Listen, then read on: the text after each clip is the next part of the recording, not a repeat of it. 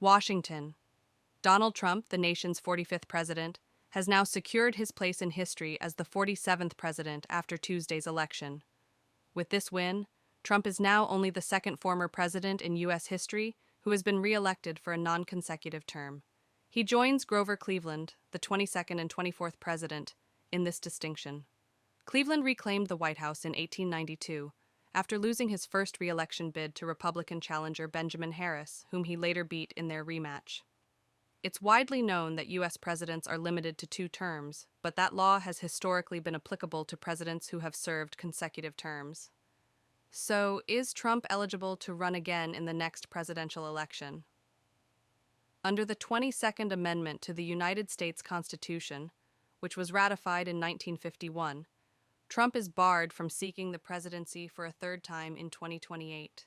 The text states, "No person shall be elected to the office of the president more than twice." But back in May, during a speech before the National Rifle Association, he teased that he might become a third-term president if he won the 2024 election, an action that would require the extremely challenging feat of repealing the 22nd Amendment. Experts say a proposed amendment must be passed by a 2/3 majority of both the House and the Senate. It would then need to be ratified by the legislatures of 38 states, or 3/4 of U.S. states. Another avenue to repeal an amendment would be to go through a constitutional convention, which would have to be called by 2/3 of the state legislatures. Despite Trump's suggestion of running for a possible third term, he has also said in interviews that he would not challenge the 22nd Amendment.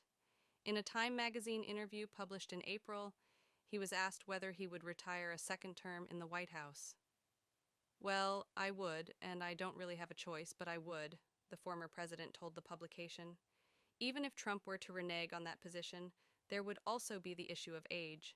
After marking his 78th birthday back in June, he's already set to make history as the oldest U.S. president sworn into office on Inauguration Day on January